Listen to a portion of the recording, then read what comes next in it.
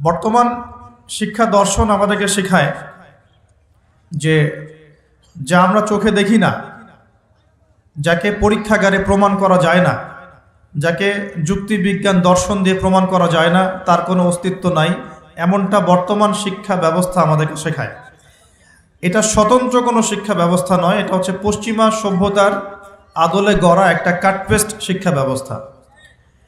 পশ্চিমারা বিশ্বাস করে জ্ঞান সেটাই যা মানুষ পরীক্ষা নিরীক্ষা যুক্তি বিজ্ঞান বা দর্শনের মানদণ্ডে লাভ করে, সেটাই জ্ঞান। আর আল্লাহ পাক কুরআনুল কারীমে বলছেন সূরা কাহফের 29 নম্বর আয়াতে, ওয়াকুলিল হাক্কু মির রাব্বিকুম ফামান শাআ ফালইউমিন ওয়া মান শাআ ফালইয়াকফুর। আল্লাহ পাক বলছেন সত্য বা ন্যায় বা চূড়ান্ত জ্ঞান সেটা আল্লাহর পক্ষ থেকে আসে। যার ইচ্ছা হয় বিশ্বাস করুক, যার ইচ্ছা হয় অস্বীকার করুক। আল্লাহ রাব্বুল আলামিন বলছেন কোরআন হচ্ছে সত্যিকারের জ্ঞানের উৎস, যা আল্লাহ পাকের পক্ষ থেকে আসে। আল্লাহ পাক সূরা আলাকের মধ্যে বলেছেন আল্লামাল ইনসান মা লাম ইয়ালাম। আল্লাহ পাক মানুষকে সেই জ্ঞান শিক্ষা দিয়েছেন যে জ্ঞান মানুষ জানতো না। তার মানে মানুষ সৃষ্টিগতভাবে জ্ঞানী ছিল না, আল্লাহ পাক তাকে জ্ঞানী করেছেন।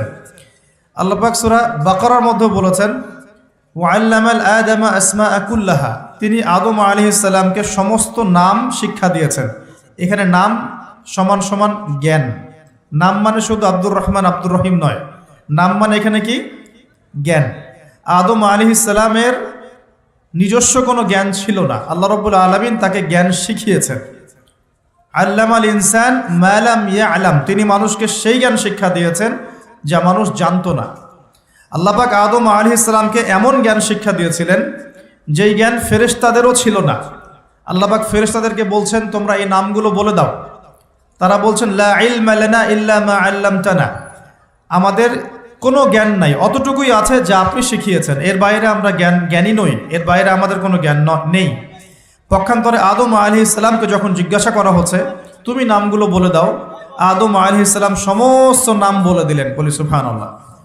এরপরেই কিন্তু সেই ঘটনা যে আদম আলাইহিস সালামকে আল্লাহ পাক ফেরেশতাদেরকে দিয়ে সেজদা করালেন।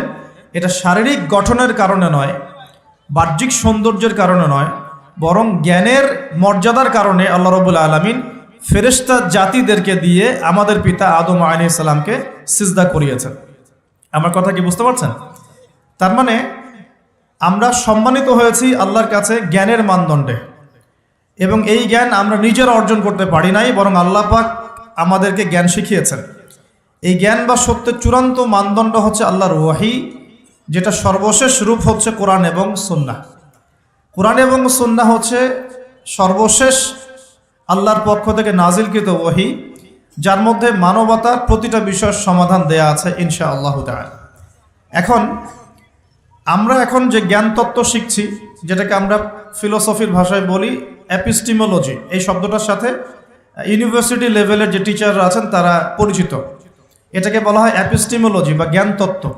পশ্চিমা জ্ঞান তত্ত্ব হচ্ছে এটা, একটু বোঝার চেষ্টা করি।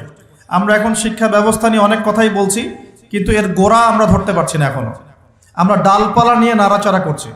ডারউইনের মতবাদ কেন, ইতিহাস বিকৃত কেন, মুসলিমদেরকে ছোট করা হচ্ছে কেন, সমকামিতা প্রমোট করা হচ্ছে কেন, আমরা সমস্যার ডালপালাগুলো ধরে টানাহেচড়া করছি, কিন্তু সমস্যার গোড়াটা আমি আপনাদেরকে বলছি আজকে ইনশাআল্লাহ।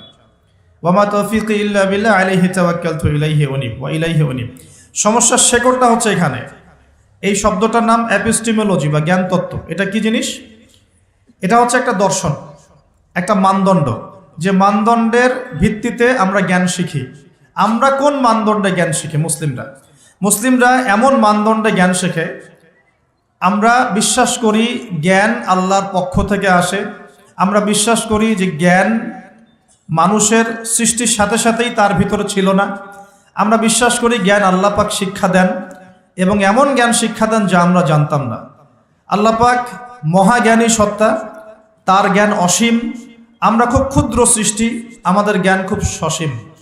এই সসীম সৃষ্টি অসীম জ্ঞানী আল্লাহ রাব্বুল আলামিনের জ্ঞানকে পেনিট্রেট করতে পারবে না।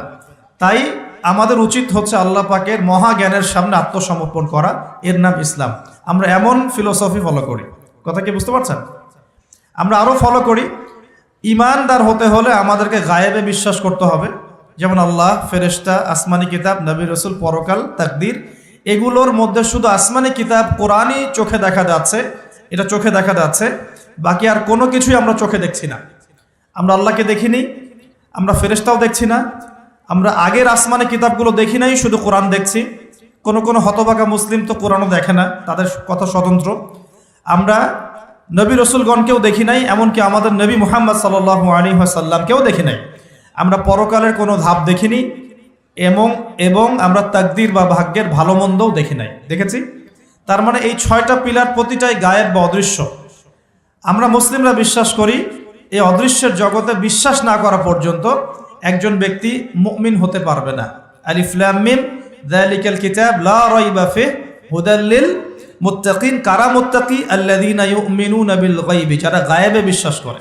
আর এই গায়েবটা কি? এই 6টা পিলার হচ্ছে গায়েব। ইমানের 6 পিলার হচ্ছে কি? গায়েব। এখন আমাদের এপিস্টেমোলজি এমন, আমরা বিশ্বাস করি মহাজ্ঞানী সত্তা আল্লাহ পাকের পক্ষ থেকে জ্ঞান নাজিল হয়, মানুষ জ্ঞান প্রডিউস করতে পারে না। আমার কথা কি বুঝতে পারছেন?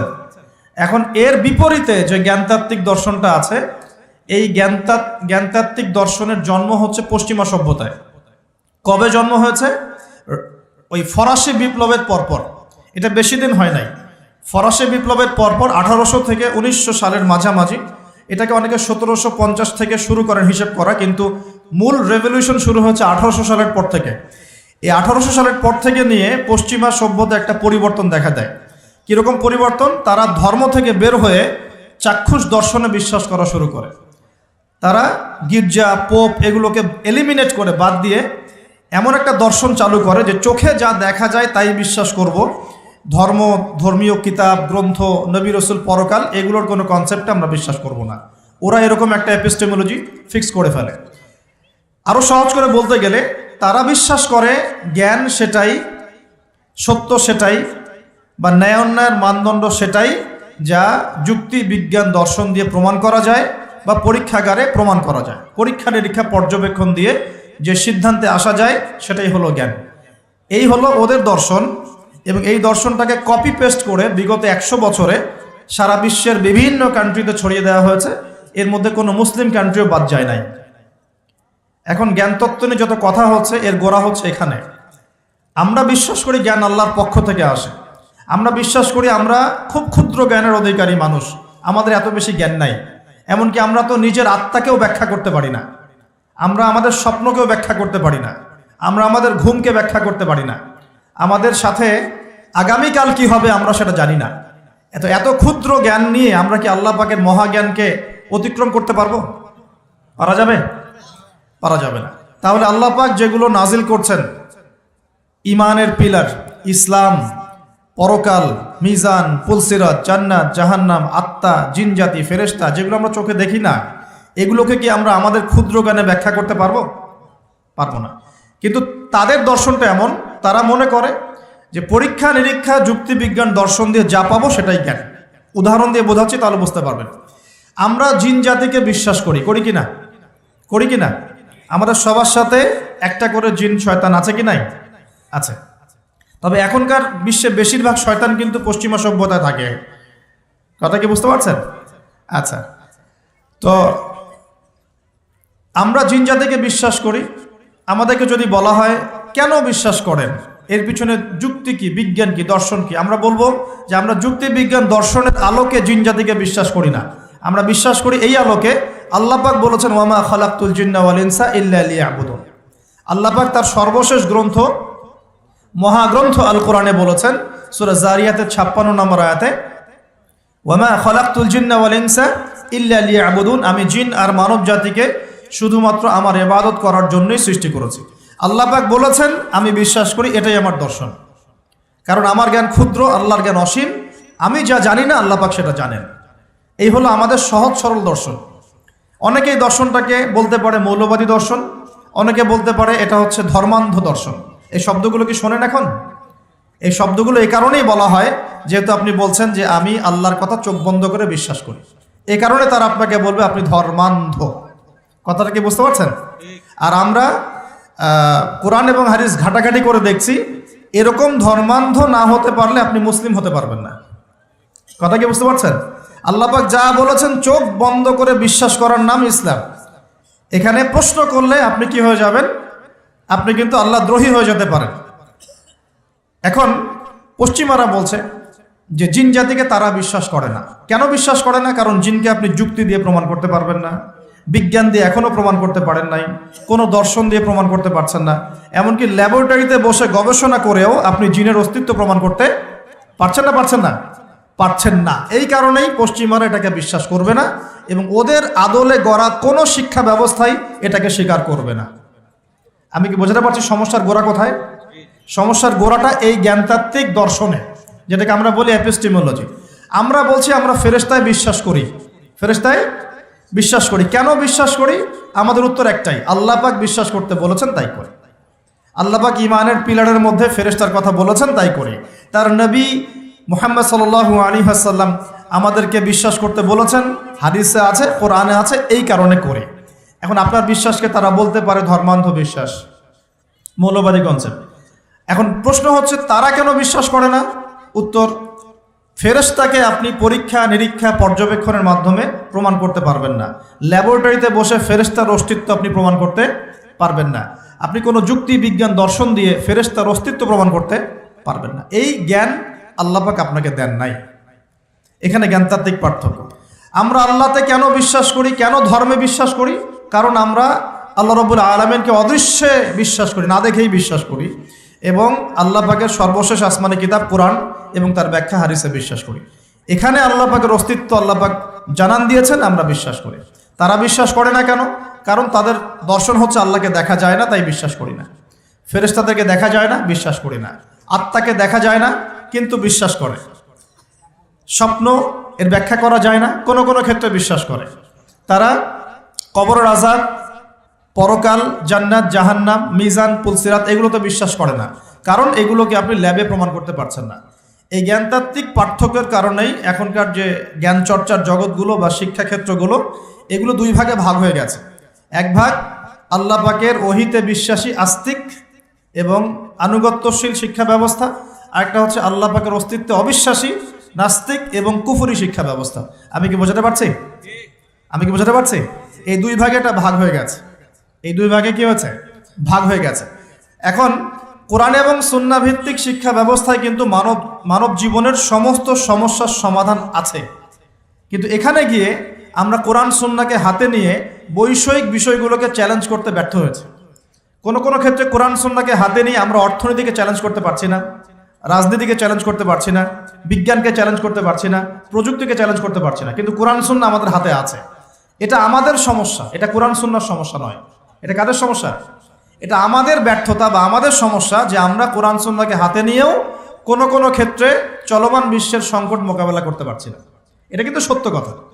যদি পারতাম তাহলে তো গোল্ড ইজ মানি এই কথাটাকে ব্যাখ্যা করে বোঝাতে হতো না। অনেকদিন আগে যখন বলেছিলাম যে পেপার মানি অরিজিনাল ইসলামিক কারেন্সি না, অনেক ট্রলের শিকার হয়েছে এবং এখনো হচ্ছে, কিন্তু এখনো বোঝাতে ব্যর্থ হচ্ছে আমরা যে গোল্ড ইজ মানি। তো কোরআন সুন্নাহর মধ্যে কিন্তু হেদায়েত এটা আছে, তারপরেও কেন বুঝতে পারলো না? বিকজ এটাকে হাতে নিয়ে সে অর্থনীতি চ্যালেঞ্জ করতে পারে নাই। তা আমরা এখানে কমপ্লিট কোড অফ লাইফ পেয়েও চলমান বিশ্বের সংকটগুলো অনেক ক্ষেত্রে মোকাবেলা করতে পারছি না। আর এদের উদ্দেশ্য কি? এই কুফরি যেটা দর্শন, যেটা আল্লাহর অস্তিত্বে বিশ্বাস করে না, পরকালে বিশ্বাস করে না, ফেরেশতায় বিশ্বাস করে না, চাক্ষুষ যা দেখে এর বাইরে কিছুই বিশ্বাস করে না, এই শিক্ষা দর্শনের উদ্দেশ্য হচ্ছে শুধুমাত্র দুনিয়ার কনস্ট্রাকশন, দুনিয়ার ইকোনমিক্স, দুনিয়ার পলিটিক্স, দুনিয়ার ফাইন্যান্স, দুনিয়ার প্রযুক্তি, অনলি দুনিয়া। পরকালীন কোনো চেতনা এদের মধ্যে আপনি পাবেন না। এই দুটো একটা পার্থক্য। আল্লাহ পাক এখানে বলছেন ইহকালের জীবনটা খুবই ক্ষুদ্র, যেটা এতই ছোট যে সমুদ্রের মধ্যে আঙ্গুল ডোবালে যতটুকু পানি হাতে লেগে থাকে এটা দুনিয়া, বাকি মহাসাগরটা হচ্ছে আখেরাত। আর এই আখেরাতে মুক্তি দিবে কোরআন সুন্নাহ ভিত্তিক শিক্ষা ব্যবস্থা। আর আপনি যখন কুফরি বা দুনিয়াবি দর্শন কেন্দ্রিক শিক্ষা ব্যবস্থাতেই পড়ে থাকবেন, তখন এটা দুনিয়ায় ফয়দা দিবে, পরকালে কিন্তু কোনো ফয়দা দিবে না। এখানে আরেকটা প্রশ্ন আসবে, তাহলে কি আমরা দুনিয়াবি শিক্ষা ব্যবস্থায় শিক্ষিত হব না?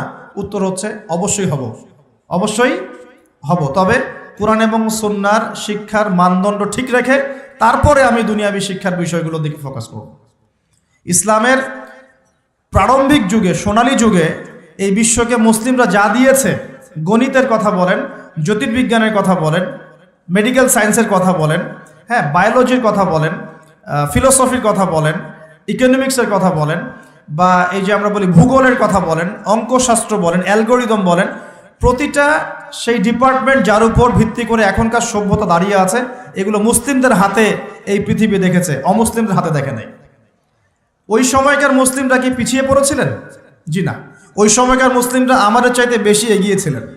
তারা কোরআন এবং সুন্নাহকে গবেষণা করে চলমান বিশ্বের সমস্ত সমস্যার সমাধান দিচ্ছিলেন। কিন্তু আমরা এখন কোরআন সুন্নাহকে হাতে নিয়ে চলমান বিশ্বের প্রতিটা ডিপার্টমেন্ট নিয়ন্ত্রণ করতে পারছি না। এটা আমাদের ব্যর্থতা, এটা কোরআন সুন্নাহর ব্যর্থতা নয়। এখানে সলিউশনটা কি, এটা বলে আমি আগে সামনে যাব।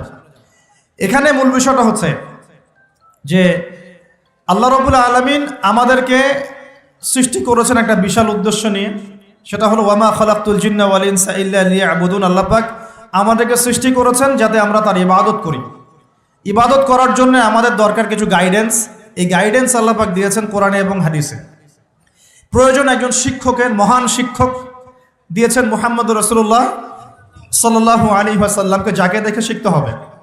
আমরা তাকে দেখছি না, তার সাহাবীরা তাকে দেখেছেন, তার পরের জেনারেশন সাহাবীদেরকে দেখেছেন, তারপরের জেনারেশন তাবেঈদেরকে দেখেছেন। এভাবে আস্তে আস্তে আস্তে আস্তে এই জ্ঞানটা চলে আসছে।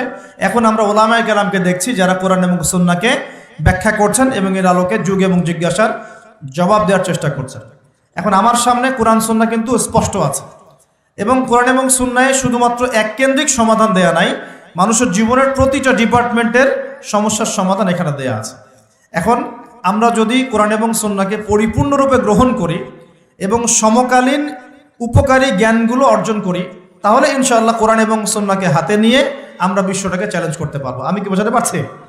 আমাদের সমস্যার সমাধানটা এভাবে হওয়া পসিবল। এখন সমস্যাটা কোথায়?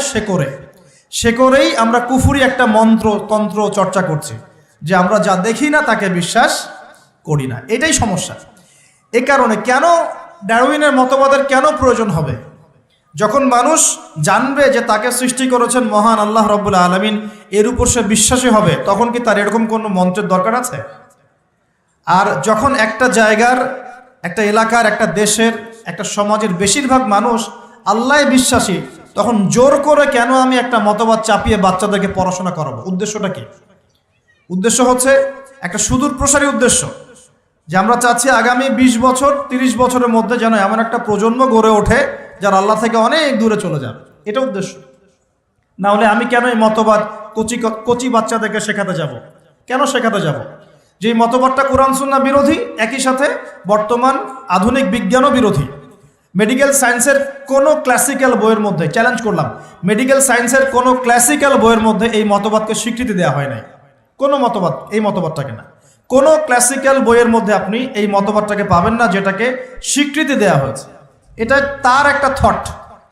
বিজ্ঞানে কি হয়, কিছু থটস থাকে, অনুসিদ্ধান্ত, এগুলো গবেষণা করা হয়, আজকে একটা ফলাফল দেওয়া হয়, কালকে আরেকটা ফলাফল দেওয়া হয়। যখন সর্বসম্মতিক্রমে একটা জায়গায় মানুষ আসে, তখন সেটাকে ফিক্স করা হয়। এই মতবাদের সর্বসম্মতিক্রমে কেউ কখনো সাইন করে নাই। তাহলে কেন জোর করে আমি বাচ্চাকে শেখাতে যাব যে তোমাদের দাদা বড়দাদারা বানর ছিল?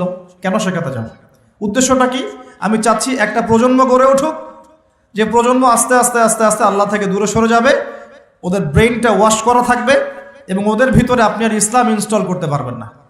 অলরেডি বিগত 30 বছর থেকে আমরা একটা প্রজন্ম দেখেছি, যেটা এখন বাংলাদেশে বিরাজ করছে, যারা বড় বড় ডিগ্রি নিয়ে এসে কোরআনকে চ্যালেঞ্জ করছে, বড় বড় ডিগ্রি সার্টিফিকেট নিয়ে এসে কোরআনকে চ্যালেঞ্জ করছে, হাদিসকে চ্যালেঞ্জ করছে। কেন চোরের হাত কাটতে হবে প্রশ্ন করছে, কেন পর্দার বিধান ও প্রশ্ন করছে, কেন ইসলামে ব্যভিচার করলে রজম করতে হয়, কেন জেনা করলে শাস্তি দিতে হবে, ঠিক আছে, কেন ইসলামে বহুবিবাহ জায়েজ, কেন আয়েশা রাদিয়াল্লাহু আনহার ওই বয়সে নবীর সাথে বিয়ে হলো।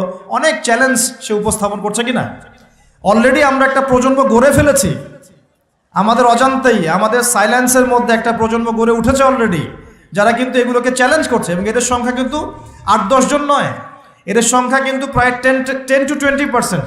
জানেন, 10 to 20% স্টুডেন্টস এখন যারা ফারেগ হচ্ছে বিভিন্ন সেকুলার ইনস্টিটিউশন থেকে, তারা এগুলোকে চ্যালেঞ্জ করছে। ইসলাম পালন করছে কিভাবে? ইসলাম পালন করছে আনুষ্ঠানিকতা, ঈদের নামাজ, জুমার নামাজ, রমজান মাসে মাঝে মাঝে তারাবি, ঠিক আছে, মাঝে মাঝে ইসলাম মাঝে মাঝে। তো এই যে একটা প্রজন্ম তৈরি করলাম, এটা কি পশ্চিমাদের বিজয় নয়? এটাই তো পশ্চিমাদের বিজয়। আর এর উপর আবার ওই যে বলে না, মরার উপর খরার ঘা, বলার কথা আছে না, মরার উপর খরার ঘা। একটা প্রজন্ম অলরেডি তৈরি হয়েছে, এখন নতুন একটা প্রজন্ম আমরা তৈরি করতে যাচ্ছি যে সরাসরি আল্লাহকেই অস্বীকার করবে, নাউজুবিল্লাহ। সে বলবে যে না, আল্লাহ আমাকে সৃষ্টি করে নাই, আমি তো ছোটবেলায় পড়েছি যে আমার দাদারা বানর ছিল, নাউজুবিল্লাহ। কথা কি বুঝতে পারছেন? সমস্যার গোড়ায় চলে আসে। সমস্যার গোড়া হচ্ছে যে একটা সুদূর প্রসারী এজেন্ডা বাস্তবায়ন করার চেষ্টা করা হচ্ছে। কি এজেন্ডা? একটা প্রজন্ম গড়তে চাওয়া হচ্ছে, যেই প্রজন্ম সরাসরি আল্লাহকে অস্বীকার করবে।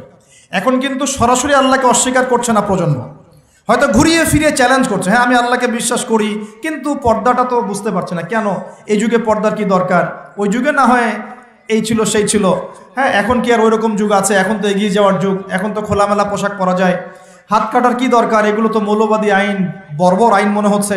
হ্যাঁ, ধর্ষণ করলে কেন এরকম রজম করতে হবে? ওরা কিন্তু আল্লাহকে স্বীকার করছে ঠিকই, করার পরে এই প্রশ্নগুলো উত্থাপন করছে এখনকার জেনারেশন, এই জেনারেশনটা। আর আমরা চাচ্ছি আরেকটা জেনারেশন তৈরি হোক যারা এইসব প্রশ্ন করবে না, সরাসরি অস্বীকার। আমি মনে বোঝাতে পারছি না। শয়তান একবারে কখনো আপনাকে আঘাত করে না। শয়তান, আল্লাহ পাক কি বলছেন? ওয়ালা তাত্তাবিউ খুতুওয়াতিশ শায়াতিন, খুতুওয়াতিশ শায়াতিন অথবা খুতুওয়াতিশ শয়তান। তোমরা শয়তানদের বা শয়তানের খুতুয়া মানে পদাঙ্ক অনুসরণ করো না। পদাঙ্ক মানে ফুটপ্রিন্ট, আপনার পায়ের ছাপ, এটাকে পদাঙ্ক, খুতুয়া বলা হয়। পায়ের ছাপ। আপনি কি পায়ের ছাপে এক লাফ দিয়ে এক জায়গায় যান, নাকি স্টেপ বাই স্টেপ যান? বলেন। তো স্টেপ বাই স্টেপ এটা চালু করার চেষ্টা করা হচ্ছে, স্টেপ বাই স্টেপ। প্রথমে একটা প্রজন্ম সরাসরি আসেনি যারা আল্লাহকে অস্বীকার করবে, এসেছে যারা আল্লাহকে স্বীকার করে, স্বীকার করার পরেও চ্যালেঞ্জ করছে, এটা কেন, ওইটা কেন, এটা কেন, ওইটা কেন, এটা ভালো না, ওইটা খারাপ, ইসলামকে মডিফাই করতে হবে, মডারেশন লাগবে, ইসলামের এই অংশটা ভালো, এটা মানবো, এটা খারাপ, এটা মানবো না। ওরা চ্যালেঞ্জ করছে। কিন্তু এখন চাওয়া হচ্ছে আরেকটা প্রজন্ম তৈরি করতে যে চ্যালেঞ্জ করবে না, সরাসরি অস্বীকার করবে। আমি কি বোঝাতে পারছি? এই হলো গোড়ার সমস্যা। এখন আপনি কিভাবে সলভ করবেন এগুলোকে? শুধু একটা ওয়াজ মাহফিলের মঞ্চে বসে কেউ একজন ব্যাখ্যা করলে সমস্যা সলভ হবে না। শুধুমাত্র 2-4 জন আলেম কথা বলবেন, বাকিরা চুপ করে থাকবে, সমস্যা সলভ হবে না। আমরা দেখেও না দেখার ভান করব, শুনেও না শোনার ভান করব, বুঝেও না বোঝার ভান করব, এভাবে সলভ হবে না। আমরা যদি মনে করি যে এগুলো সামান্য বিষয়, বাচ্চা কাচ্চা এগুলো টুকটাক শিখলে কী বা সমস্যা, তাহলে সমস্যা আছে। ইনজেক্ট করা হচ্ছে আস্তে আস্তে, আপনাকে একবারে কিন্তু বিষ প্রয়োগ করা হবে না, স্লোলি আপনাকে আস্তে আস্তে নিয়ে যাওয়া হবে। এটা সুদূর প্রসারী একটা মাস্টার প্ল্যান। ইসরায়েল নাম শুনেছেন তো? সে কি হঠাৎ করে বিশ্বে এসেই রুলিং স্টেট হয়ে গেছে? আস্তে আস্তে, গ্র্যাজুয়ালি, আস্তে এখন পুরো সবার টুটি চিপে ধরে জায়গা ধরে নাই। এখনকার প্ল্যান হচ্ছে এই যে মসজিদুল আকসা যেটা আমরা বলি, এটাকে সরিয়ে দিয়ে টেম্পল নির্মাণ করার প্ল্যান এখনকার প্ল্যান। এই সাহসটা কি 70 বছর আগে হয়েছিল? 70 বছরে আস্তে আস্তে খুতুয়া এসছে। ব্রিটেনের হাত ধরে চলেছে কয়েকদিন, আমাকে সাপোর্ট দাও। ব্রিটেন সাপোর্ট দিয়েছে। কোন ব্রিটেন যে 200 বছর আমাদেরকে শাসন করেছিল, মনে আছে? ওই 200 বছরের শাসনে মুসলিমরা ওদের বিরুদ্ধে বিদ্রোহ করে নাই, যুদ্ধ করেনি, জিহাদ করে নাই। তিতুমিরের নাম মিটিয়ে দেওয়ার চেষ্টা করা হচ্ছে, হাজী মোহাম্মদ শরীয়তুল্লাহর নাম মিটিয়ে দেওয়ার চেষ্টা করা হচ্ছে। ফারাইজি আন্দোলন একটা বিশাল আন্দোলন ছিল না, ওটা আস্তে আস্তে স্কিপ করা হচ্ছে কি না? ব্রিটিশ পিরিয়ডে কি মুসলিমরা তাদেরকে দমন করার জন্য প্রচেষ্টা চালায় নাই, নাকি মুসলিমরা চুপ করে বসেছিল? কোনটা? মুসলিমরাই তো অগ্রগামী ছিল। ওই ব্রিটেনের হাত ধরেই সে আস্তে আস্তে এগিয়েছে, ব্রিটেন ওকে জায়গা করে দিয়েছে। অটোম্যান এম্পায়াররা যখন ডিফিটেড হলো 1914 সালের দিকে, তখন ওই জেরুজালেমটা খালি করে ব্রিটেন বলেছে তোমরা এখানে থাকো, ওদের জন্য জায়গা খালি করে দেওয়া হয়েছে। আস্তে আস্তে সে তার বসতিকে এক্সপ্যান্ড করা শুরু করলো, জায়গা বাড়ানো শুরু করলো।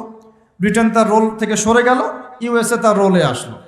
ব্রিটেন সরে গেল, অবসর নিল, এবার আমেরিকা আসলো। আসার পর আমেরিকা সেম কাজ করলো, সেও ইসরায়েলকে সাপোর্ট করতে এক জায়গায় ওকে পারমাণবিক অস্ত্রধর রাষ্ট্র বানিয়ে দিয়েছে।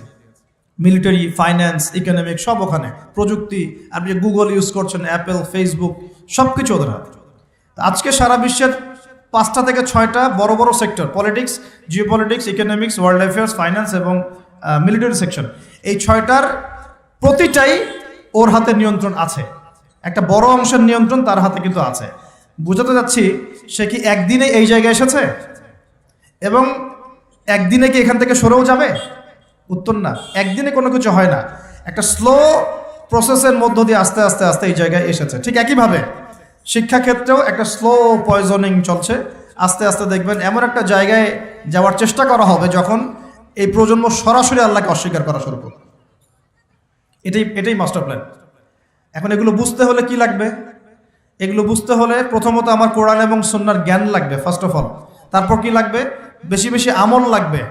যার আমল যত সুন্দর তার কলবে আল্লাহর নূর তত বেশি আসবে ইনশাআল্লাহ। এরপর কি লাগবে? এরপর লাগবে পরিশুদ্ধ একটা মন, হিংসা বিদ্বেষ গীবত তহমত সমালোচনার অপসংস্কৃতি মুক্ত একটা কলবুন সালিম, স্বচ্ছ মন। এই স্বচ্ছ মনের মধ্যে আল্লাহর নূর আসে। আর কি লাগবে? আর লাগবে সচেতনতা, বাসিরা, অন্যান্য সাবজেক্টগুলো সম্পর্কে পড়াশোনা করা, বিশ্বের পরিস্থিতি বোঝা, ইতিহাস পড়া, আগামী দিনে কি হতে যাচ্ছে এই বিষয়গুলো সম্পর্কে স্ক্যাডোলজিক্যাল পড়াশোনা করা। তখন দেখা যাবে আপনি ধরতে পারবেন সমস্যার গোড়া কোথায়, সলভ কিভাবে করতে হবে। আমরা কি সমস্যার গোড়াটা বুঝতে পারছি? কিছুটা আজ করতে পারছি সমস্যার গোড়া কোথায়? এগুলো সমস্যার গোড়া। এখন ডালপালায় আপনি অনেক সমস্যা দেখছেন, ইতিহাসের কিছু বিকৃতি দেখছেন, মুসলিমদেরকে ইগনোর করা হচ্ছে, মুসলিমদেরকে খারাপভাবে রিপ্রেজেন্ট করা হচ্ছে, সমকামিতা হোমোসেক্সুয়ালিটিকে প্রমোট করা হচ্ছে। যারা এইগুলো বাস্তবায়ন করছে তাদের মধ্যে আল্লাহ ভীরু মানুষ পাচ্ছেন না। আল্লাহ ভীরু মানুষ শিক্ষা বেশি ভালো বুঝবে না আল্লাহ দ্রোহী মানুষ ভালো বুঝবে? বলেন তো। আল্লাহ ভীরু মুত্তাকি মানুষ শিক্ষাক্ষেত্র ভালো বুঝবে না একজন ফাসেক মুনাফেক জালেম নামাজও পড়ে না এই ব্যক্তি ভালো বুঝবে? কে ভালো বুঝবে? হ্যাঁ, এটা ঠিক আছে। একজন অমুসলিম ব্যক্তি যদি ইকোনমিক সেকশনে ভালো জ্ঞানী হয়, সে সেই সেকশনের জ্ঞান আপনাকে দিতে পারবে। একজন তথ্য প্রযুক্তির ক্ষেত্রে যদি একজন অমুসলিম ব্যক্তিও থাকেন, সে কিন্তু আপনাকে ভালো জ্ঞান দিতে পারবেন ওই সেকশনের। কিন্তু তারা কি কোরআন সুন্নাহর মানদণ্ডে জ্ঞানের সত্য মিথ্যা যাচাই করতে পারবে? পারবে না। এখানে আল্লাহ ভীরু মানুষের দরকার ছিল না? তো এখানে যারা প্রণয়ন করছে ওখানে আল্লাহ ভীরু মানুষ কয়জন? সেখানে ইসলামিক জ্ঞানে জ্ঞানী বলিয়ান এরকম স্কলার কয়জন? তাদের সাথে পরামর্শের প্রয়োজন কি আমরা বোধ করব না? একটা কিছু লঞ্চ করার আগে আমাদের বাচ্চারা কি শিখবে, কি পড়বে, ওদের ভবিষ্যৎ কি হবে, কেন ওদেরকে এগুলো শেখাবো, কেন ইসলাম শেখাবো না, কেন নামাজ পড়াবো না, কেন কোরআন শিক্ষাকে বাধ্যতামূলক করব না, কেন আমি নামাজকে বাধ্যতামূলক করব না, কেন আমি মুসলিম অমুসলিমের মধ্যে ফ্রি মিক্সিং চালু করব, আলাদা করে স্বতন্ত্র করে কেন পড়াতে পারবো না, কেন আমি মেয়েদের মধ্যে ছেলে টিচারকে পড়াতে পাঠাবো, কেন ছেলেদের মধ্যে মেয়ে টিচারকে পড়াতে পাঠাবো, ফ্রি মিক্সিং কেন করব, কেন আমি ইসলামিক অনুশাসনগুলো মেনে চলবো? এগুলো জানার বোঝার জন্য কি ইসলামপন্থী মানুষের সাথে পরামর্শ করার দরকার নেই? পরামর্শ কে করতে যাবে? সবাই যে যার মতো কাজ করছে। এর ফল কিন্তু শুধু আমরা ভোগ করব তা নয়, যারা এগুলো লঞ্চ করছে তাদের বাড়ির সন্তানরাও এর ফল ভোগ করবে। দেখে নিন, কথা বুঝতে পারছেন না মনে? এগুলোর ফল শুধু আমরা একা ভোগ করছি তা নয়, এর ফল পুরো জাতিকে ভোগ করতে হবে যদি এখনই বিকল্প কোনো ব্যবস্থা বা এর সলিউশন লঞ্চ করা না যায়।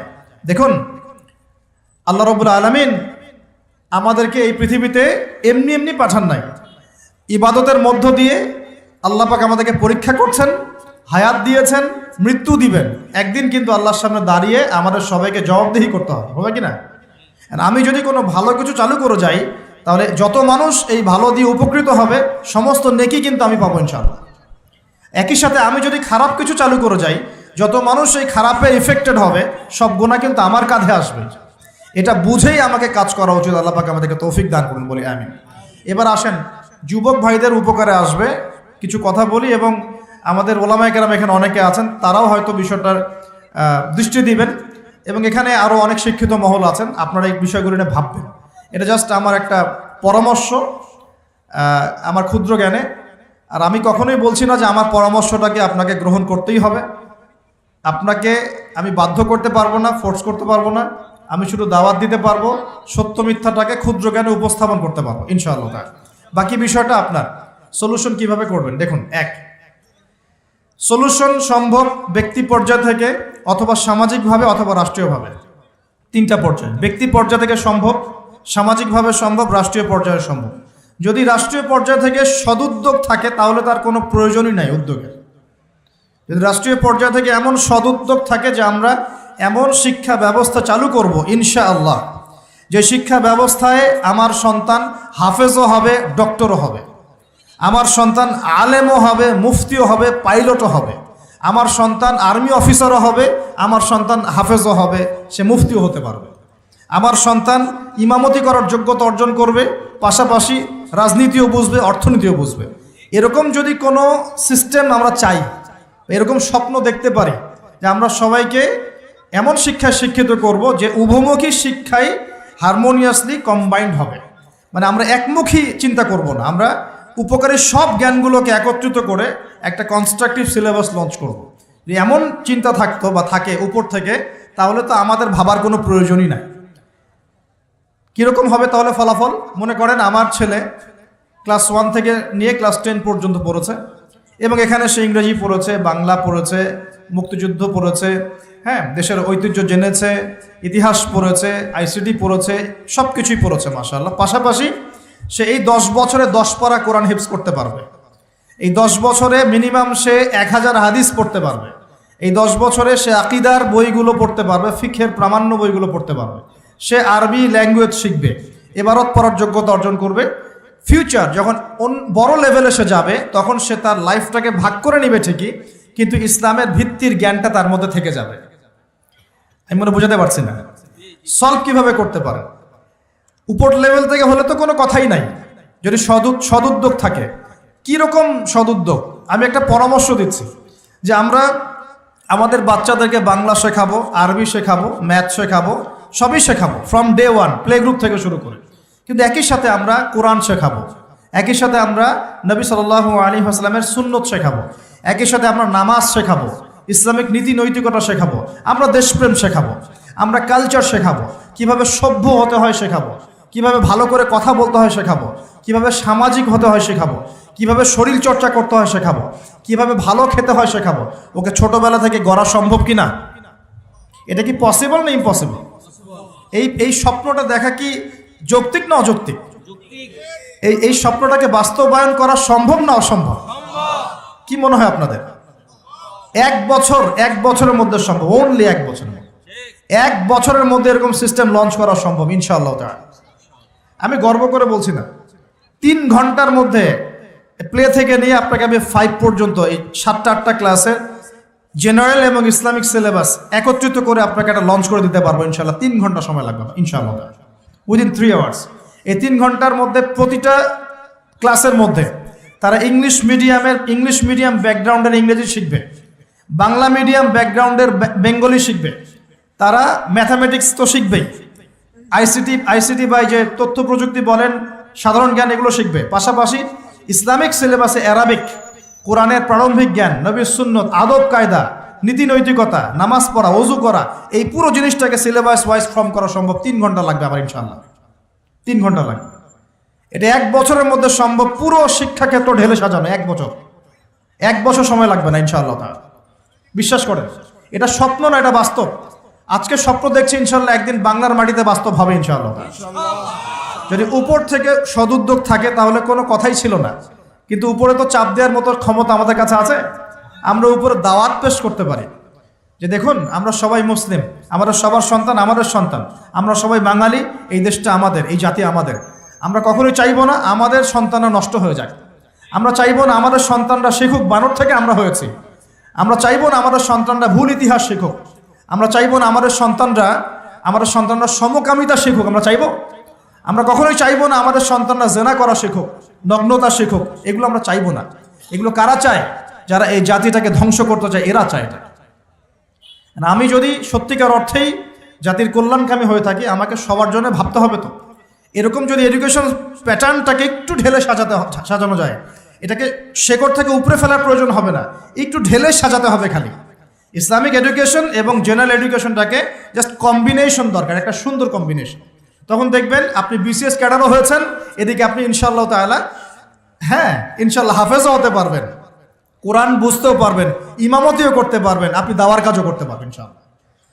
আমরা অনেক মুসলিম কান্ট্রিতে দেখেছি পাইলট যারা প্লেন এয়ারক্রাফট চালায়, অনেক পাইলট হাফেজ, অনেক ডক্টর, তারা মুফতি, অনেক ইঞ্জিনিয়ার তারা মাশাআল্লাহ এদিকে ইফতাও কমপ্লিট করে ফেলেছেন। এরকমও পড়াশোনার সিস্টেম আছে। একটু খোঁজ নিয়ে দেখেন, মালয়েশিয়ায় দেখেন, মদিনায় দেখেন, সৌদিতে দেখেন, মিশরে দেখেন, দেখবেন এরকম সিস্টেম দিয়েছে তারা। General education, Islamic education combination করে এমন একটা প্রজন্ম দাঁড় করিয়েছে যে যারা জেনারেল শিক্ষিত মাশাআল্লাহ তারাও ইসলামের প্রতি সুধারণা রাখে, নামাজ পড়ে, কোরআন তেলাওয়াত করে, আর কিছু করুক না করুক দিন ইসলামের বেসিক জিনিস পালন করে। এটা কি ভালো না? এতে করে কি একটা জাতির মানে যারা জনগণ তারা কি সুনাগরিক হবে না? এতে দেশের কল্যাণ না? এটা কি দেশের সম্পদ না? অ্যাসেট। অনেক বিজ্ঞানী আছে মুসলিম কান্ট্রির মধ্যে যারা হাফেজে কোরআন, যারা হাদিসের মুহাদ্দিস, ইফতা করেছেন, দাওরা দিয়েছেন, মানে বড় বড় লেভেলে গিয়েছেন, পিএইচডি করেছেন, এমবিএ করেছেন, এদিকে এমফিল করেছেন, কিন্তু এদিকে আবার সায়েন্টিস্ট, এদিকে আবার মেডিকেল সায়েন্সে আছেন, এদিকে ইঞ্জিনিয়ারিংয়ে আছেন, এদিকে পাইলট, এদিকে আর্মি অফিসার, এরকম বহু মানুষ আছে। এটাই শিক্ষা। শিক্ষা মানে কম্বিনেশন। আমরা এখন এটাকে টুকরা টুকরা করে বিভক্ত করে ফেলছি। কিরকম করে? যেমন করে আমরা মুসলিম উম্মাহকে এখন দলে দলে ভাগ করেছি এইভাবে, ঠিক এইভাবেই আমরা শিক্ষাটাকে বিভক্ত করে রেখে দিয়েছি। হ্যাঁ, একটা লেভেলে যাওয়ার পরে মানুষ তার ক্ষেত্র বেছে নিবে, সেটা আলাদা। সেটা কমসে কম অনার্স লেভেলের পরে গিয়ে তারপরে আপনি ডিফারেন্ট সেক্টর চালু করতে পারেন। যে আমি অনার্স পর্যন্ত এগুলো কম্বিনেশনে পড়েছি, এখন আমি পিএইচডি করছি ইকোনমিক্সে, এখন পিএইচডি করছি আমি পলিটিক্যাল সায়েন্সে, ইন্টারন্যাশনাল রিলেশনশিপসে, আমি ইত্যাদি ইত্যাদি। এটা সম্ভব। যদি এখন প্রশ্ন ওঠে যে উপর থেকে তো কোনো উদ্যোগ যদি না থাকে তাহলে আপনি কি করবেন? এভাবেই ছেড়ে দিবেন আপনার প্রজন্মকে? তাহলে দ্বিতীয় ক্ষেত্রটা হচ্ছে সামাজিকভাবে কিছু উদ্যোগ নিতে হবে। সামাজিকভাবে উদ্যোগ কেমন? দুটো অপশন হতে পারে আমার পরামর্শ। এক, যে ইনস্টিটিউশনগুলো আমরা করেছি, অনেকে অনেক মাদ্রাসা করেছেন আলহামদুলিল্লাহ, অনেকে অনেক স্কুল করছেন কি না? মাদ্রাসা করছেন, স্কুল করছেন, কেউ কলেজ করছেন, কেউ মক্তব চালু করছেন, অনেকভাবে আপনারা কাজ করার চেষ্টা করছেন, ঠিক আছে। যেগুলো গড়ে তুলেছেন অলরেডি, এগুলোর মধ্যে সিলেবাসে পরিবর্তন নিয়ে আসার চেষ্টা করুন। সিলেবাসে কম্বাইন্ড এডুকেশন নিয়ে আসার চেষ্টা করুন। এখানে জেনারেলকে বাদ দিয়ে শুধু ইসলামিক পড়লেও যেমন বিশ্বকে চ্যালেঞ্জ করা যাচ্ছে না, একইভাবে শুধুমাত্র ইসলামিকটা পড়ে জেনারেলটাকে আলাদা করে ফেললেও কিন্তু আমাদেরকে বিশ্ববাসী মূল্যায়ন করছে না। কথা কি বুঝতে পারছেন? দুটার মধ্যে সমন্বয় দরকার। আর এই সমন্বয় করলে আমরা কিন্তু ফাসেক হয়ে যাব না। অঙ্ক কোনো অনইসলামিক সাবজেক্ট নয়, ইংরেজি কোনো অনইসলামিক সাবজেক্ট নয়, বিজ্ঞান কোনো অনইসলামিক সাবজেক্ট নয়, চিকিৎসা শাস্ত্র কোনো অনইসলামিক সাবজেক্ট নয়, ইঞ্জিনিয়ারিং কোনো অনইসলামিক সাবজেক্ট নয়। এগুলো কি, এই জ্ঞানগুলো কি আমরাই মানে প্রডিউস করেছি, না এই জ্ঞান আল্লাহ আমাদেরকে দিয়েছিলেন? বলেন তো। আপনি যদি কোরআন পড়লে দেখবেন কোরআনকে 3 ভাগে ভাগ করতে পারবেন। যার একটা বড় অংশে থাকবে হিস্ট্রি বা ইতিহাস। তাহলে ইতিহাস শাস্ত্র কি জায়েজ না জায়েজ? হিস্ট্রি জানা কি খারাপ না ভালো? বিশ্বের ভূ রাজনৈতিক প্রেক্ষাপট জানবো, এটা কি জায়েজ না জায়েজ? আমি যদি না জানি পুরো বিশ্বে কি চলছে, আমি কেমন করে ইসলামকে নিয়ে আগাবো বলেন? অর্থনীতি একটা জায়েজ সাবজেক্ট না জায়েজ সাবজেক্ট? ইকোনমিক্স যদি আমি না বুঝি তাহলে আমি ব্যাংকিং সিস্টেম, ফাইন্যান্স কেমন করে লঞ্চ করব, কিভাবে আমি এটাকে ডিল করব? এখানে একটা শুরু থেকে সমস্যা হয়ে আসছে। আমরা দুটোকে একত্রিত করতে ব্যর্থ হয়েছি। তাহলে যে প্রতিষ্ঠানগুলো আছে এগুলোকে যদি আমরা একটু সিলেবাসে কিছুটা পরিবর্তন আনার চেষ্টা করি, আমার মনে হয় আগামী 5 থেকে 10 বছরের মধ্যে আপনি একটা প্রজন্ম তৈরি করতে পারবেন যারা বলবে না যে বানর থেকে আমি হয়েছি, যারা বলবে আমরা আল্লাহ থেকে হয়েছি ইনশাআল্লাহ, আমরা আল্লাহ থেকে এসেছি, আল্লাহ ফিরে যাবো ইনশাআল্লাহ, আল্লাহ আমাদেরকে সৃষ্টি করেছেন, আমরা তার কাছেই ফিরে যাবো ইনশাআল্লাহ। ইন্না লিল্লাহি ওয়া ইন্না ইলাইহি রাজিউন। তারা যত বড় সেকশনেই যাক না কেন, তারা কোরআন সুন্নাহর জ্ঞান ভিতরে লালন করবে, আমল করবে, সুনাগরিক হবে ইনশাআল্লাহ। এটা একটা অপশন। আর একটা অপশন, এখন যদি প্রতিষ্ঠানের পরিচালকরা এটাতে রাজি না হন, সামাজিক সাপোর্টটাও না পান, তাহলে কি করবেন? তাহলে অপশন হচ্ছে যারা সামর্থ্যবান, শোনেন, যারা সামর্থ্যবান, যাদের যোগ্যতা আছে, যারা বিষয়গুলো বোঝেন, ভাবেন এবং যারা চান না যে আমাদের প্রজন্মগুলো ধ্বংস হয়ে যাক, নতুন নতুন শিক্ষা প্রতিষ্ঠান গড়ে তোলেন, নতুন নতুন মাদ্রাসা গড়ে তোলেন, নতুন নতুন স্কুল গড়ে তোলেন, নতুন নতুন কলেজ গড়ে তোলেন, এমন কিছু করেন। নতুন গড়ে তোলার পরে এগুলোর মধ্যে আপনি কম্বাইন্ড এডুকেশন চালু করে দেন, আগামী 10 থেকে 20 বছর পর একটা ভালো ফলাফল পাবেন ইনশাআল্লাহ তাআলা। আর একটা অপশনগুলো মনে থাকবে তো ইনশাআল্লাহ। উপর লেভেল থেকে যদি হয় আলহামদুলিল্লাহ, আমরা সুন্দর করে সহযোগিতা করতে পারবো, কারণ আমরা সহযোগিতাই করতে চাই যদি আমাদেরকে মূল্যায়ন করা হয়। ওই যে বললাম 1 বছর লাগবে আমার ইনশাআল্লাহ, ওই যে ইউসুফ আলাইহিস সালাম বলেছিলেন না, দুর্ভিক্ষের স্বপ্ন দেখলেন, তখন ইউসুফ আলাইহিস সালাম বলেছিলেন যে আমি হচ্ছি এই বিষয়টা সম্পর্কে দক্ষ এবং এই বিষয়ের জ্ঞান আমার কাছে আছে, আমি বিশ্বস্ত, তিনি বলেছিলেন, মনে আছে? তখন ইউসুফ আলাইহিস সালামকে মিশরের যিনি আজিজ তিনি তার পাশে এসে বসিয়ে বলেছেন যে এই খাদ্য মন্ত্রণালয় তোমার হাতে তুলে দিলাম, তুমি এখন দুর্ভিক্ষ সামলাও। ইউসুফ আলাইহিস সালাম এমন ট্যাকটিক অ্যাপ্লাই করলেন যে মিশরের লক্ষ লক্ষ মানুষ আসন্ন মৃত্যুর হাত থেকে বেঁচে গেল, আলহামদুলিল্লাহ। তার কাছে এই জ্ঞানটা ছিল। এখন আমরাও এইভাবে বলতে পারবো যে যদি মূল্যায়ন করা হয় 1 বছর লাগবে না ইনশাআল্লাহ, পুরো প্লে থেকে নিয়ে 10 পর্যন্ত, এইচএসসি পর্যন্ত পুরো সিলেবাসটাকে আমরা ইসলামাইজড করে জেনারেল এবং ইসলামিক শিক্ষার সমন্বয় করে পুরো জাতিকে পরিবর্তন করে মিশন হাতে নিতে পারবো ইনশাআল্লাহ। এন্ড মূল্যায়ন করবে কি করবে না আল্লাহু আ'লাম। আর আল্লাহ পাক তো ক্ষমতার মালিক কে? কালকে যে জেলখানায় ইউসুফ, তার পরের দিন সে মিশরের ওই যে পার্লামেন্টে, মনে আছে? গতকাল জেলখানায় ইউসুফ আলাইহিস সালাম, তার পরের দিন কোথায়? পার্লামেন্টে। ক্ষমতা দেওয়ার মালিককে, ইজ্জত দেওয়ার মালিককে, সম্মান দেওয়ার মালিককে? এগুলো আল্লাহর হাতে। আল্লাহ পাক চাইলে ওরকম যোগ্য মানুষকে উপরে নিয়ে যেতে পারেন ইনশাআল্লাহ তাআলা। আল্লাহ পাক পারেন না? সবই পারেন। কুলিল্লাহুম্মা মালিকাল মুলক, আল্লাহ পাক হচ্ছেন রাজত্বের মালিক। তুতিল মুলকা মান তাশা, আল্লাহ পাক যাকে ইচ্ছা রাজত্ব দেন। কে রাজত্ব দেন? আল্লাহ পাক। ক্ষমতা কে দেন? আল্লাহ। ওয়া তানজিউল মুলকা মিম্মান তাশা, আল্লাহ পাক যার থেকে ইচ্ছা ক্ষমতা কি করেন? কেড়েও নেন। কে এটার মালিক? আল্লাহ। আল্লাহ পাক ন্যায়পরায়ণদেরকে আমাদের উপরে রাখুন, আমরা দোয়া করি। আমাদের উপরে যাদেরকে আল্লাহ পাক রাখুন তারা যেন ন্যায় বিচার করতে পারে, সেই দোয়া আমরা করি। ন্যায়পরায়ণ শাসক আল্লাহ পাক আমাদেরকে দান করুন, দোয়া করি। আমরা কারো পক্ষে বিপক্ষে কখনো কথা বলতে যাব না, কারণ এখানে একটা সো কল্ড পশ্চিমা ডেমোক্রেসি চলছে আর কি। এখানে পক্ষপাতিত্ব করতে গেলে আমরা জালেম হয়ে যেতে পারি। দোয়া করতে হবে যে আল্লাহ পাক আমাদের উপরে যেন সৎ, যোগ্য এবং ন্যায়পরায়ণ শাসক আল্লাহ পাক আমাদেরকে দান করেন, বলি আমিন। এবং তাদেরকে ন্যায় বিচার করার তৌফিক আল্লাহ পাক দান করেন। আল্লাহ পাক এমন শিক্ষা ব্যবস্থা প্রণয়ন করার তৌফিক দান করেন যার মধ্য দিয়ে যেন আমাদের ছেলেমেয়েরা, আমাদের সন্ততিরা আগামী 5-10 বছর পরে যারা আসবে তারা এই বাংলার মাটিতে জেনারেল শিক্ষায়ও শিক্ষিত হবে ইনশাআল্লাহ, ইসলামিক শিক্ষাও শিক্ষিত হবে ইনশাআল্লাহ। তারা মসজিদের ইমামও হবে, অর্থনীতির বিষয়ে বুঝবে। তারা ডক্টরও হবে, হাফেজও হবে, তারা ইঞ্জিনিয়ারও হবে ইনশাআল্লাহ। এদিকে দেখবেন সে দিনের বেসিক জ্ঞান অর্জন করে মোটামুটি মিশকাত দাওরা পর্যন্ত পড়ে ফেলেছে ইনশাআল্লাহ। তার সম্ভব, এটা অসম্ভব কিচ্ছু না। একটা 4 বছরের বাচ্চা মিনিমাম 200টা শব্দ মুখস্থ করতে পারে। 4 বছরের বাচ্চা। একটা 5 থেকে 6 বছরের বাচ্চা একই সাথে 3টা ল্যাঙ্গুয়েজ শিখতে পারে। 4 থেকে 6 বছরের বাচ্চা। এটা পড়েন, প্যারেন্টিং সম্পর্কে পড়েন, এডুকেশন সিস্টেম নিয়ে ঘাটাঘাটি করেন।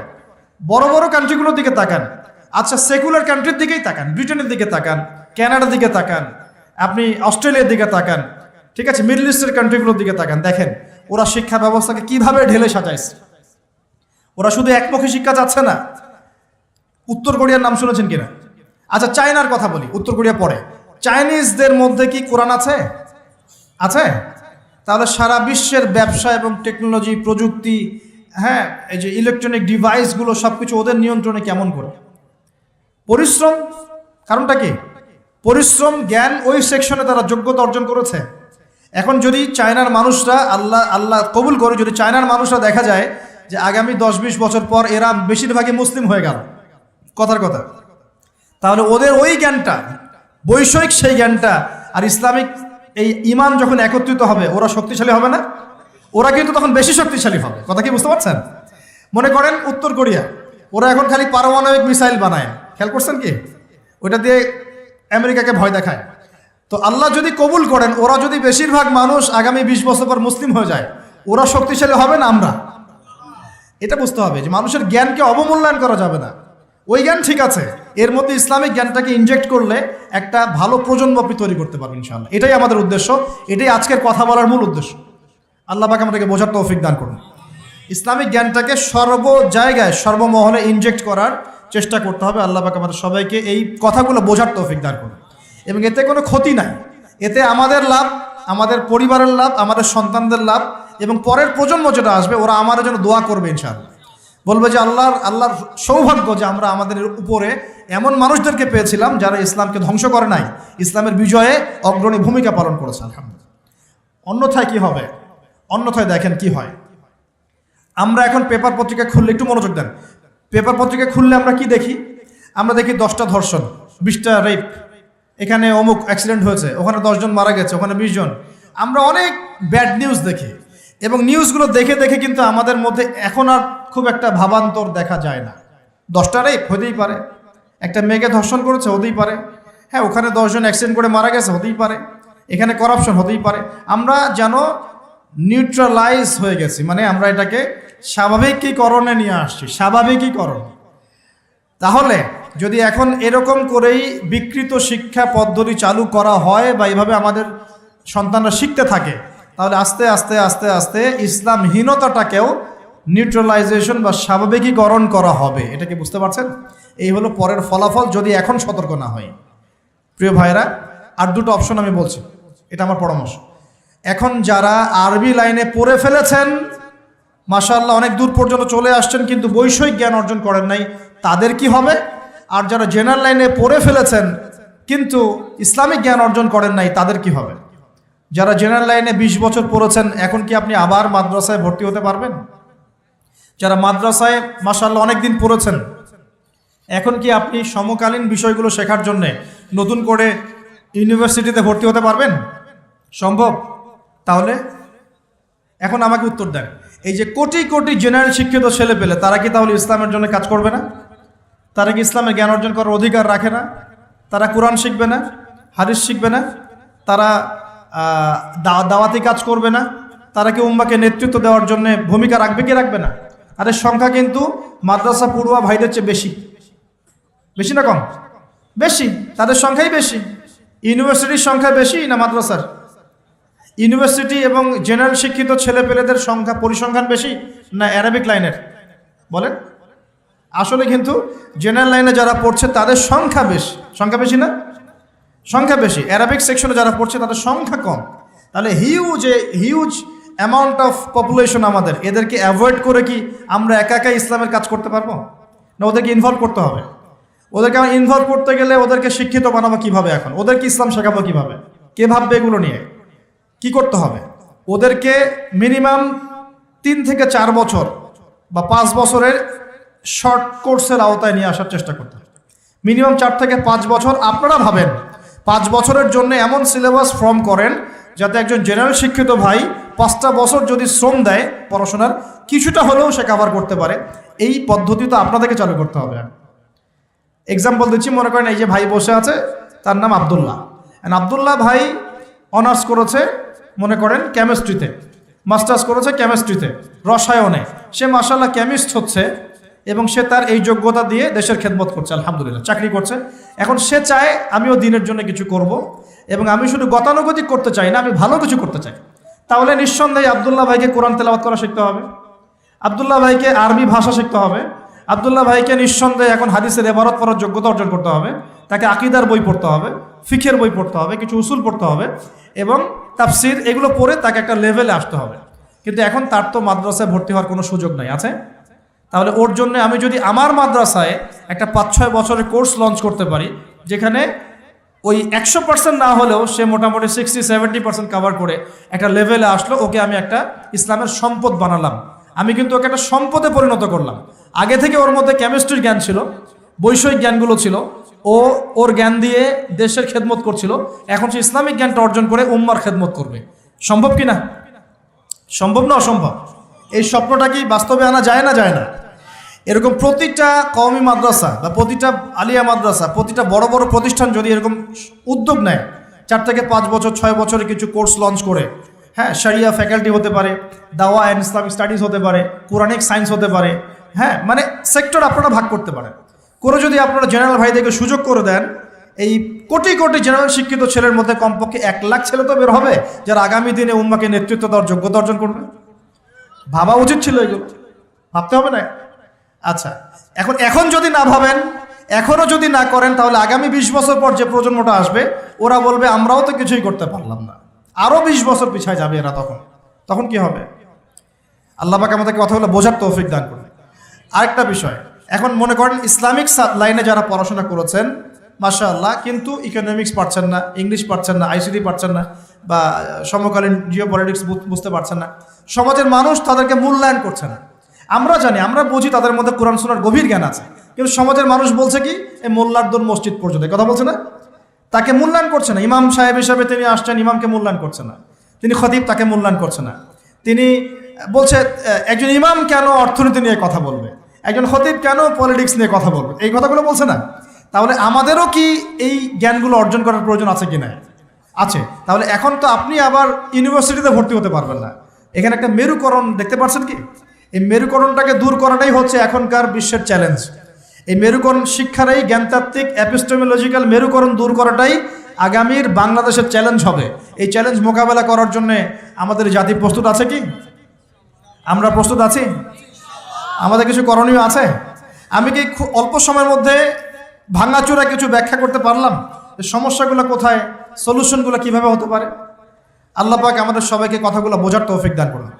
এখন আমার প্রশ্ন যে আমরা কি চাই যে আমাদের পরবর্তী প্রজন্ম জ্ঞানতাত্ত্বিক এই মেরুকরণের অতল তলে হারিয়ে যাক? এটা কি আমরা চাই?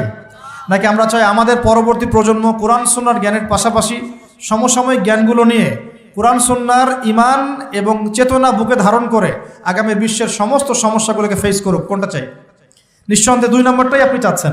যদি চান তাহলে প্রথমত প্রয়োজন সামাজিক উদ্যোগ, প্রথমত প্রয়োজন সচেতনতা এবং এটার বেশি প্রচার, প্রথমত প্রয়োজন আমাদের ইচ্ছাশক্তি, আমাদের অর্থনৈতিক কুরবানি, আমাদের জায়গার কুরবানি, আমাদের শ্রম, আমাদের দাওয়াত এবং উপর লেভেল পর্যন্ত এই মেসেজটা পৌঁছানো যে আসুন আমরা পরবর্তী প্রজন্মকে ইসলামিক শিক্ষার আদলে জেনারেল শিক্ষায় শিক্ষিত করি। আল্লাহ পাক আমাদেরকে তৌফিক এনায়েত করুন। একটা আলোকিত প্রজন্ম আমাদের অঙ্গীকার হোক, আমরা এই প্রত্যয় ব্যক্ত করি। আল্লাহ পাক আমাদের সবাইকে তৌফিক দান করুন। এরপর ইনশাআল্লাহ তাআলা দেখবেন আমাদের এই প্রজন্ম জ্ঞান অর্জন করবে, জ্ঞান অনুযায়ী আমলও করবে ইনশাআল্লাহ। তারা হালাল খাবে, হারামে যাবে না। তাদের পারিবারিক আদর্শ ঠিক করবে ইনশাআল্লাহ তাআলা। তারা আমর বিল মারুফ নাহি আনিল মুনকারের কাজ করবে ইনশাআল্লাহ। তাদের প্রতিভাগুলো দিয়ে তারা দেশের, জাতির এবং উম্মার খেদমত করবে ইনশাআল্লাহ তাআলা। আমরা বিশ্বের বুকে আর দুর্বল কোনো শক্তি হিসেবে থাকবো না ইনশাআল্লাহ তাআলা। আমরা বিশ্বের বুকে একটা শক্তিশালী শক্তি হিসেবে আত্মপ্রকাশ করব ইনশাআল্লাহ আযজা ওয়া জাল। আগামীর বাংলাদেশ দেখবেন শিক্ষার যদি জ্ঞানতাত্ত্বিক রেভলিউশন সম্ভব হয়, আগামীর বাংলাদেশকে বিশ্বের বড় বড় পরাশক্তিরা ভয় করবে ইনশাআল্লাহ তাআলা। এটা দেখে নিন। আমাদেরকে ফিকির করতে হবে, আমাদেরকে কাজ করতে হবে, চিন্তা করতে হবে, বিশ্বের পরিস্থিতিগুলো বুঝতে হবে। একই সাথে আমাদের সন্তানদেরকে এই ক্ষতিগুলো থেকে বাঁচানোর জন্যে আমাদের সন্তানদেরকে ভালো ভালো প্রতিষ্ঠানে পড়াতে হবে। যদি না থাকে প্রতিষ্ঠান, গড়ে তুলতে হবে। যদি গড়ে তুলেও কাজ না হয় তাহলে সামাজিকভাবে একটা সচেতনতা তৈরি করতে হবে, অথবা উপর লেভেল পর্যন্ত মেসেজ পৌঁছাতে হবে যে উদ্যোগ গ্রহণ করুন, অন্যথায় এই প্রজন্ম অন্ধকারে হারিয়ে যাবে। আল্লাহ পাক আমাদের সবাইকে এই কথাগুলো বোঝার এবং আমল করার তৌফিক এনায়েত করুন। সকলেই বলে আমিন। আল্লাহ রাব্বুল আলামিনের কাছে দোয়া করি আল্লাহ পাক আমাদের সবাইকে যেন কোরআন এবং সুন্নাহর জ্ঞানী হওয়ার তৌফিক দান করেন। আল্লাহ পাক আমাদের সবাইকে যেন যে যেখানেই থাকি, যে সেকশনেই থাকি, সবাইকে কোরআন তেলাওয়াত শেখার তৌফিক আল্লাহ পাক দান করেন। কোরআনের ভাষাটা বোঝার তৌফিক দান করেন। আল্লাহ পাক আমাদের সবাইকে নবীর সুন্নাহগুলো আমল করার তৌফিক দান করেন, এর আলোকে জীবন গড়ার তৌফিক দান করেন। আল্লাহ পাক আমাদের সবাইকে যেন হালাল খাওয়ার তৌফিক দেন, হারাম থেকে দূরে রাখেন। আল্লাহ পাক আমাদের সবাইকে ন্যায়পরায়ণ শাসক দান করেন। আল্লাহ পাক আমাদের সবাইকে ন্যায়পরায়ণ শাসক দান করেন। আল্লাহ পাক আমাদের সবাইকে বুদ্ধিদীপ্ত একটা প্রজন্ম দান করেন।